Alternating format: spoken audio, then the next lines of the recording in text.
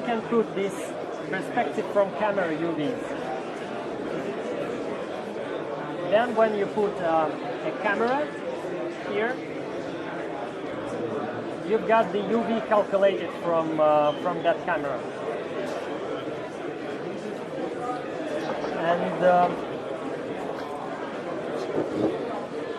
And if you are gonna render this geometry,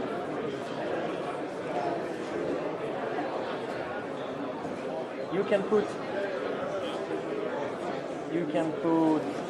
a foam texture. We've got a material and we've got our color map. But you can see that it's not exactly you want to be. Why? Because you applied UV coordinates from the camera, and camera has no information about aspect ratio. It's square. For camera, the picture is just square. So on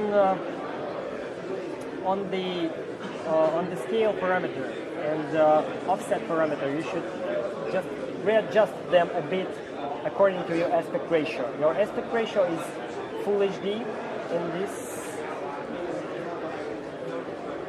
Yep, it's Full HD. So that we want to scale it, and I don't know if we have. Okay, we put it this way.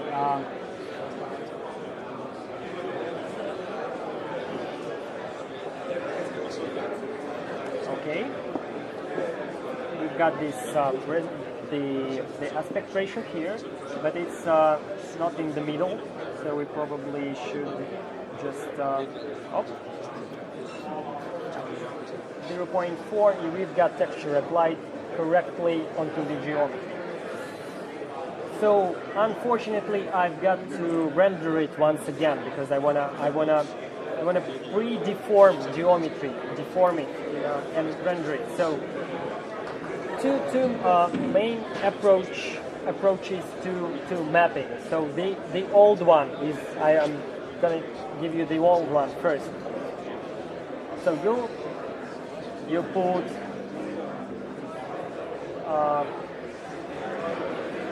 a null over here. You put some camera, some another camera, not the one you used. It's very important. So this camera is like our projector. Yeah. So we've got render. That renders from camera 2, and it renders our geometry. So this is actually your projector, yeah. So the old-fashioned way to go is to put geometry into look-at parameter. So the camera faces the geometry all the time. Maybe move it a little bit. It's just a kind of manual work, Just do it like that. Okay, and more or less it looks already okay. So more or less, not exactly. So not everything coincides. And then you do the bad thing. Yeah, just model geometry. Yeah, you just open it. You just press some buttons or whatever, and you just. Sorry. Yep, you just deform the geometry, yeah. So that's the old-fashioned way. So if some points do not coincide, you just move them a little bit, and you've got the projection. That's 24 hours of setup. 24 hours of setup. Not 24 hours. Sometimes it's I don't know, in 48 hours or whatever. So you just can, especially if the object is very complicated, you can, sit for quite a while to do that.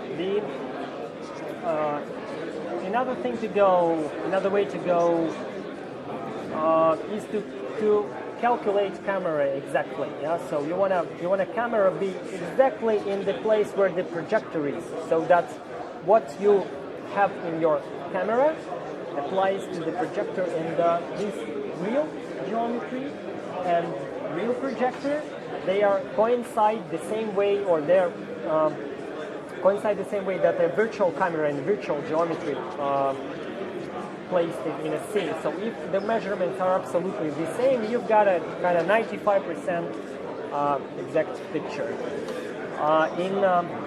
In TouchDesigner, I don't know where the your. Oh, you have already here. Somewhere up. Oh. Yeah, we've got this cam snapper thing. It's a brand new. Yeah, it's a brand new plugin created by Derivative themselves, and it's somewhere in the forum. It actually was based on Napolnov stuff. The Napolnov, Kyle McDonald made it, but Kyle McDonald actually didn't make it themselves because he used just a function from OpenCV and the app and all the stuff. So maybe it's somewhere in the 90s or somewhere, some deep down over there. So the idea is that you've got this geometry, you've got render top, you've got camera, and what you do is you project your geometry over there.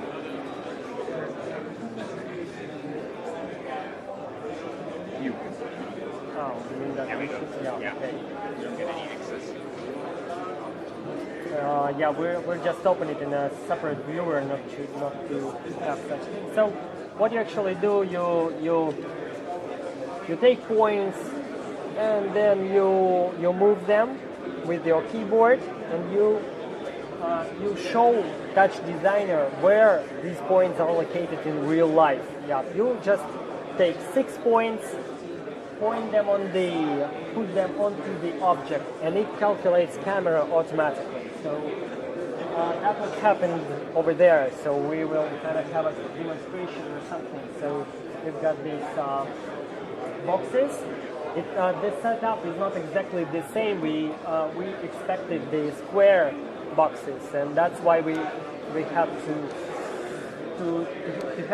make some tricks over there. But anyway, it works. Yeah, and it's done the same way. You take the cam snapper, you just take 6 points, and it calculates the camera position. Yep. The bad thing is that most probably you've got lens distortion also. Yeah. So even if you calculated the pinhole camera, it's not exactly the same. So you have to still to correct geometry or to think how you can pre-distort this lens thing. There are actually some ways to do that, but it's already beyond our conversation because it's mostly OpenCV and different stuff, how to calculate lenses distortion, how undistort image, how do things like that. But you can make 95% of mapping with this tool. And if your geometry is pretty simple, you can correct it afterwards, just a simple corrections, very, very small. Most of them are already calculated for you. When you download CamSnapper from the forum, TouchDesigner forum, it has a PDF file with the complete manual how to do that. So what you should press, where you should move, and all the way, the whole process. So the good idea is if you have some projector at home, just I don't know, to map a chair, I don't know, or it's just an exercise, but it's very useful. You know, we had a workshop in maybe in Moscow, yeah, maybe 1 year ago or something, and there was a fridge mapping. So that was a fridge. We did something for the fridge because it was like the topic was like a home mapping or something. So how to make things cool at home, and that you can map a fridge, and every time you go to the kitchen, you just, oh my god, that's so cool. Yeah, you can even make some audio reactive fridge. You know, it's like moving. You know, it's yeah. That's so. Yeah, what you should do is you should play a lot with that. You should open that and you should play, and then you understand things. And the whole learning curve in TouchDesigner is about experimenting, inventing things, trying to do. So of course you can download a lot of different setups from the forum, from the wiki. You can learn from that. You can learn from wiki, from videos. But this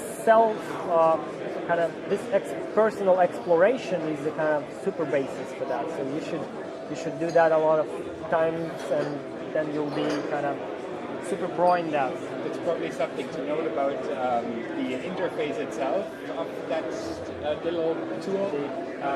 There's 3D render picking in there. So if you're looking how to pick geometry in an interactive interface, then if you open this tool, you'll find the network somewhere in there where all the 3D render picking is done. Where you see how to select the actual geometry. The other thing you can find in here is a full viewport tumble, which is not, or render viewport tumble, which is not available anywhere through nodes, but you'll find it in CamSnap or somewhere. There's a script there that shows you. Yeah, actually, in the geometry viewer, you cannot just rotate geometry, and you can rotate it, but you cannot move points, like have some additional information like that. You cannot do that, and this is a custom viewport that was created like specially. Yeah, it's a full render. Yeah. Yeah, and besides render picking is also demonstrated. There is another example on the forum, but it's for 7.7 version. There is some geometry rotating, and you can press with your finger onto the screen if you have a touch screen, and it's just fix the exact parts of that geometry. So that's, you can also find it. Your best source is the forum, because people always put some things into the forum. You can find it there and analyze and use it as a component in your network. So, and hopefully after the 8.8 release, there'll be kind of boost in this activity, because Python will give you the opportunity to create custom nodes, and well, most probably people will start sharing Python scripts. And Python scripts are kind of also powerful. I can give you a lot of different functionality. You can use them as presets already, ready for you. So that's the goal. A nightclub party, you can assemble something of boxes, triangles, I don't know, whatever. You can generate pretty cool effects. And you cannot hear the music actually, but it is there in the laptop. So, and it works real time. It generates graphics and reacts to the music, and it has several presets that are automatically changing from one to another. So.